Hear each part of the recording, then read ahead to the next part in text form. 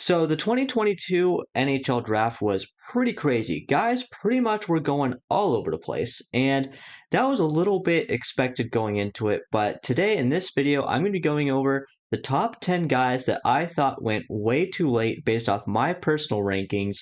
And I'm going to be doing that from the least underrated basically to the most underrated or drafted much the most late, I guess, compared to where I would have taken them, or at least where I had them ranked. And yeah, so if that sounds good to you guys, do be sure to stick around to the end of the video if you want to hear about some underrated players in the 2022 draft.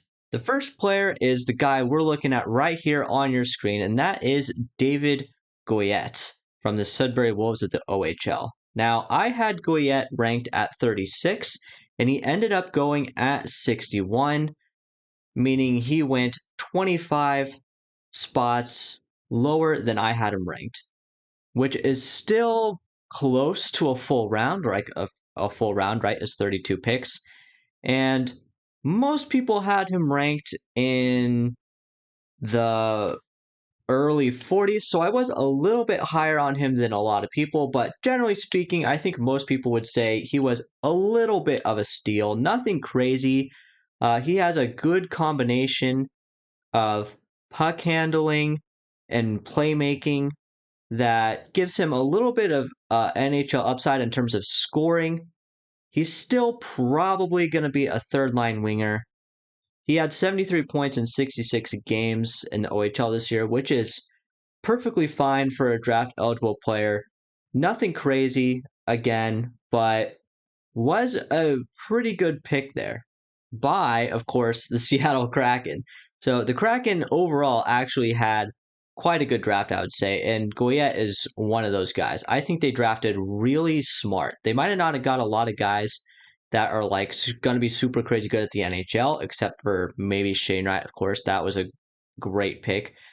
But well, he kind of just fell in their lap if we're being honest. But overall, I thought the Kraken had a very solid draft. Now, before I get into the next guys, I do want to mention a couple of honorable mentions, and those are Jagger Firkus, Brad Lambert, and Lane Hutson. So these are all guys that I had really high on my board and still went relatively high, but kind of because of the nature of them being highly touted guys in general, it's kind of harder for them to really become super late steals.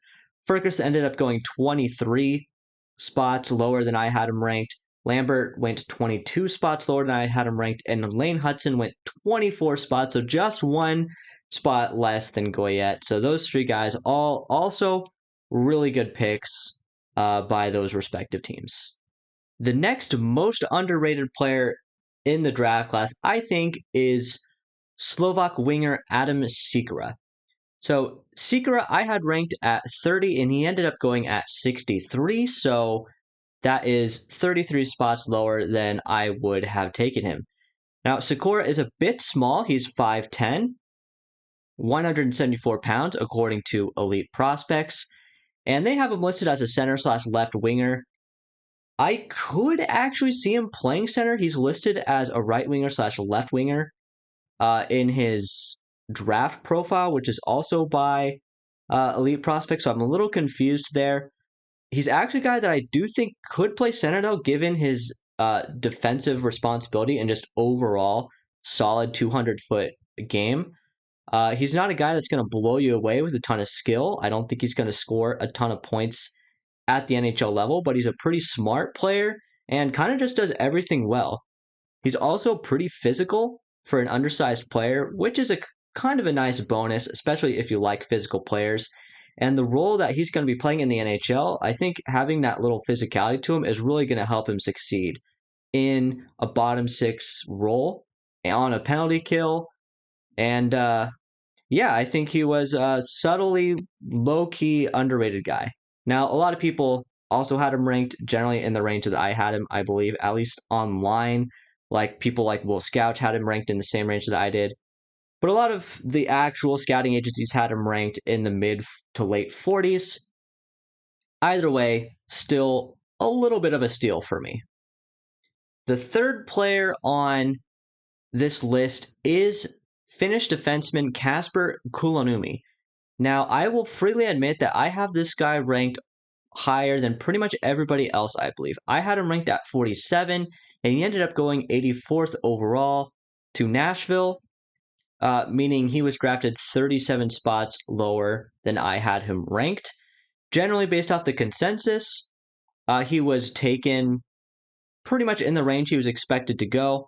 So I wouldn't exactly call this guy a steal based off the conventional wisdom. However, I do like him a lot. I think he's a really solid skater, and he doesn't really have any one serious flaw in his game. He's kind of a well-rounded two-way guy. I'm not sure exactly how much offense he's going to bring to the NHL, but with that solid skating foundation with speed and mobility, I think he should translate his game to the NHL pretty well. The fourth player I have on this list is another smooth skating defenseman and Calle Odelius. Now, Odelius to me is a better skater than Kulemin, which is why I had him ranked significantly higher. I had him at 27, and he ended up going 65th overall to the New York Islanders. And again, just with that foundation of being a really solid skater and having a little bit of size too. He's 6 foot 187, which definitely doesn't make him a big, but he's not really small either. And I think he's going to translate his game to, he's going to have a really easy time translating his game to the NHL compared to some other defensemen, just in that he doesn't really have a ton of offense he's bringing to the game. He plays a more simple game and could be a really solid shutdown guy. So 65th overall for the Islanders, again, I think is a really solid pick. Okay, guys, now we are starting to get into the really interesting, high-skilled players on this list, starting off with the fifth player on this list at Gleb Trikazov. And you could tell how good he is by the fact that he doesn't even have a picture listed on Elite Prospects. Quite honestly, that's a crime, in my opinion. But yeah, Trikazov, I had ranked inside my top 10. I had him right at 9, and Carolina got away with drafting him at 60th overall, meaning he did go 51 spots lower than I had him ranked. Would I have drafted him at 9? No, because I knew he'd be available later in the draft like this. But I would have drafted him ahead of 60. I would have drafted him maybe as high as, say, 45, which the Sharks, my favorite team, did have the 45th overall pick, but they did get a good player there with Matthias Havlid. But I digress. Gleb Trikazov is one of the best pure offense players in this draft. He is really fun player, really exciting player to watch, and he has a ton of offensive upside. He does carry a lot of risk given his defensive inefficiencies, to say the least, and the fact that he is playing over in Russia. But if he comes over and he works on his defense a little bit, Trikazov is one of the few players who went outside the first round in this draft class that could legitimately be a top 6 guy. The fact that Carolina was able to get him at 60 is a little bit ridiculous. I mean, that is kind of the range he was expected to go in. I still think it's a huge steal, though. But even then, it's not the biggest steal the Carolina Hurricanes got. So if you're a Carolina Hurricanes fan, make sure you stick around to the end of this video because you're going to be really excited about this draft class for sure. Now, the next guy on this list is a New York Islanders pick. They got him at 98th overall, and that is Isaiah George.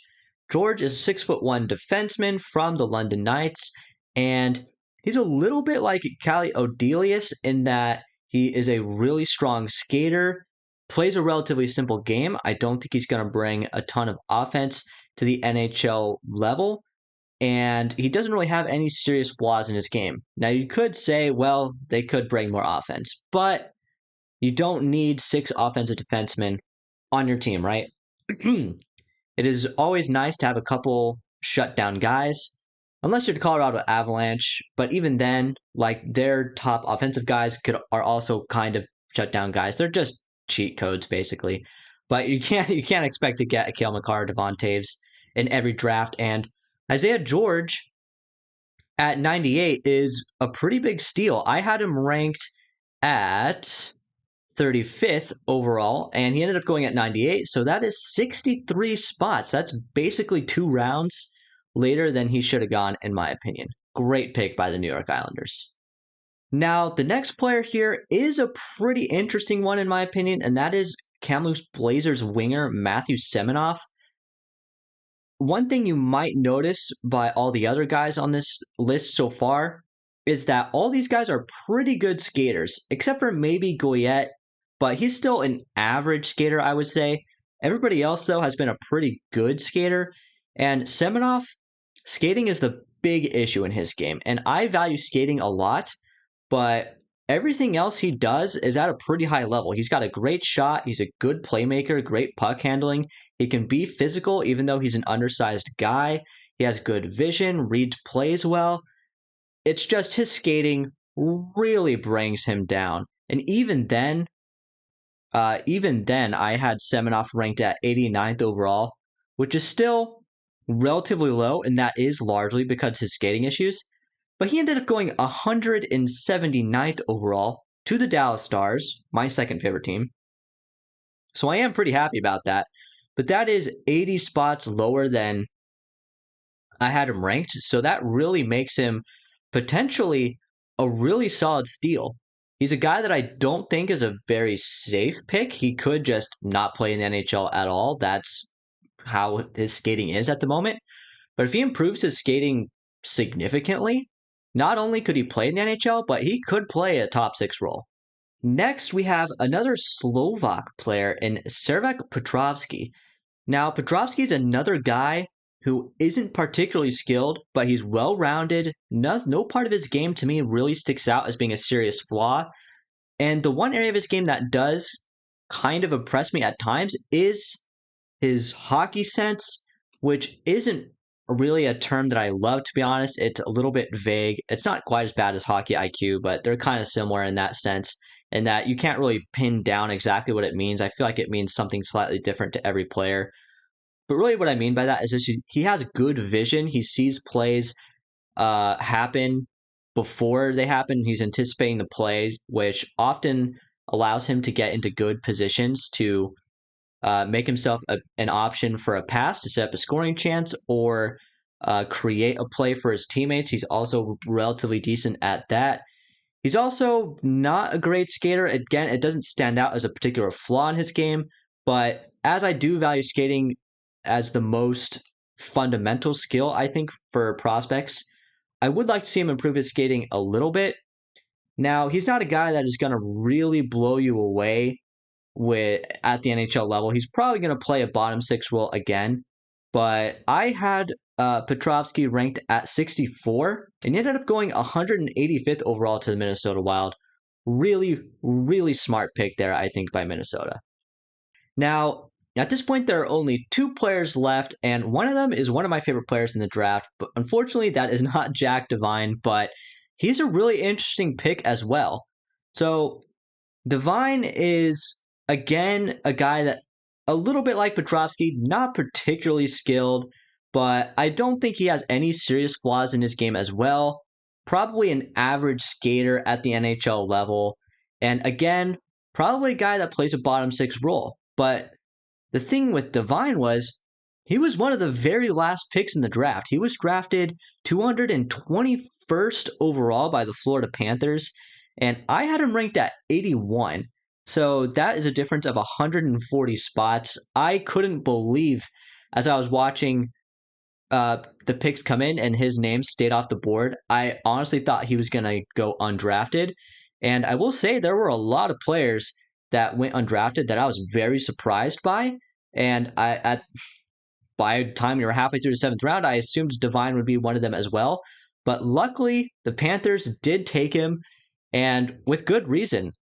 He's a guy, again, I don't think he has a ton of upside, but I do think he will play a solid role in the NHL.